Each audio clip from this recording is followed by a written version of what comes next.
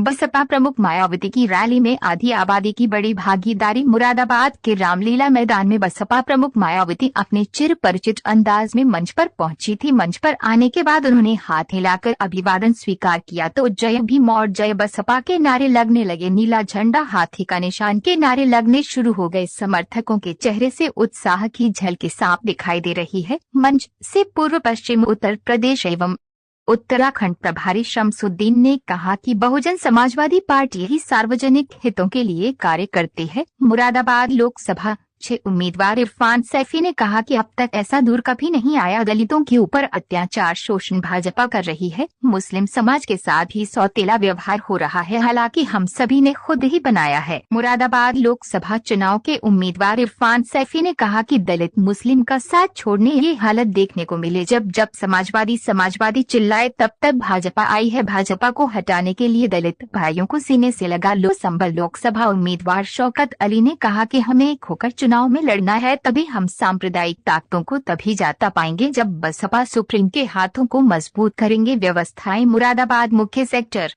प्रभारी डॉक्टर रणविजय सिंह ने संभाली अध्यक्षता। जिला अध्यक्ष सुनील आजाद, संचालन निर्मल सिंह सागर ने किया। इसमें पूर्व जिला अध्यक्ष विद प्रकाश सिंह, इरशाद सरपी, राम कुमार, गुलाब, एहसान कुरैशी आदि रहे। लाइन पर के रामलीला मैदान की जनसभा में बहुजन समाजवादी पार्टी की राष्ट्रीय अध्यक्ष एवं पूर्व मुख्यमंत्री मायावती के बोलने का अंदाज पुराना है। टिकट देने पर सवाल उठने के साथ कहा कि भीड़ देखकर ऐसा लग रहा है कि पूरी यूपी में बसपा का अच्छा रिजल्ट रहेगा। आजादी के बाद देश समेत कई राज्यों में कांग्रेस सरकार रही है, लेकिन गलत नीतियों के कारण हर जगह से सत्ता छीन चली आई है। यही हाल उनके सहयोगी दलों के रहे हैं। इसी कारण भाजपा और उनके सहयोगी दल के प्रदेश में सत्ता पर काबिज हो रहे हैं। उन्होंने भाजपा पर नाटकबाजी करने का भी आरोप लगाया। उन्होंने भाजपा को सत्ता से हटाने के लिए बसपा को सबसे अच्छा विकल्प बताया।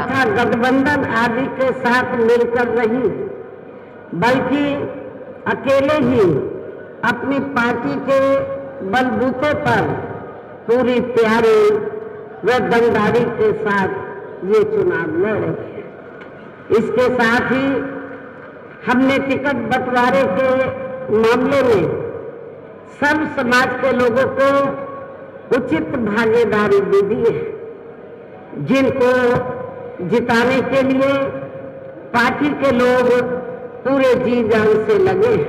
केंद्र व देश के काफी राज्यों में भी ज्यादातर सत्ता यहाँ कांग्रेस पार्टी के ही हाथों में केंद्रित रही है, किंतु इनकी अधिकांश मामलों में रही गलत नीतियों एवं गलत कार्य प्रणाली आदि की वजह से ही फिर इस पार्टी को केंद्र व काफी राज्यों की भी सत्ता से बाहर होना पड़ा है, तथा यही स्थिति इनके सहयोगी पार्टियों की भी बनी रही है, जिसके कारण ही फिर पिछले कुछ वर्षों से बीजेपी व इनके सहयोगी दल केंद्र एवं काफी राज्यों की भी सत्ता में काबिज हो गए हैं।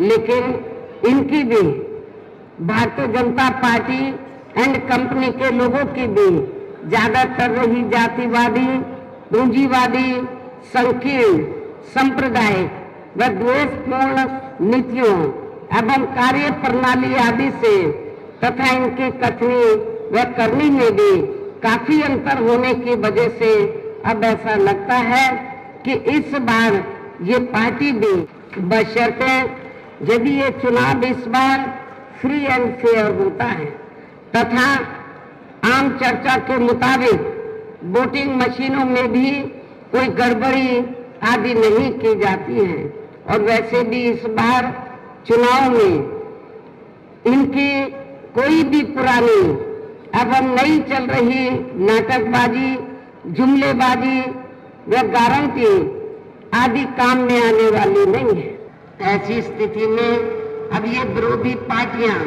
किस्म किस्म के साम, दाम, दंड भेद आदि अनेकों हथकंडे इस्तेमाल करके केंद्र की सत्ता में आने की पूरी कोशिश में लगी हैं, जिनसे अपनी पार्टी के लोगों को हर स्तर पर काफी ज्यादा सावधान रहना है कि हमारी पार्टी किसी भी चुनाव में अपनी पार्टी का कोई भी चुनावी घोषणा पत्र आदि जारी नहीं करती है।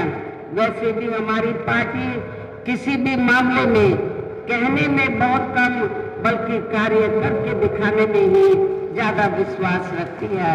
और इस बात का सबसे बड़ा सबूत यह है कि उत्तर प्रदेश में 4 बार हमारी पार्टी के नेतृत्व में रही सरकार ने चुनाव में अपने पार्टी के बिना कोई जारी किए गए चुनावी घोषणा पत्र के ही प्रदेश में आम जनहित में काफी कुछ ऐतिहासिक कार्य करके दिखाए हैं।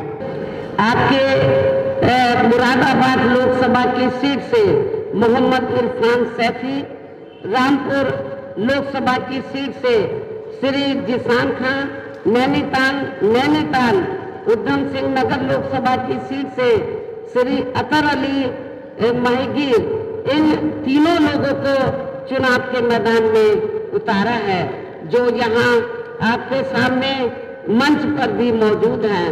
तो उन्हें आप लोगों को जरूर कामयाब बनाना है, उन्हें आप लोगों को जरूर कामयाब बनाना है।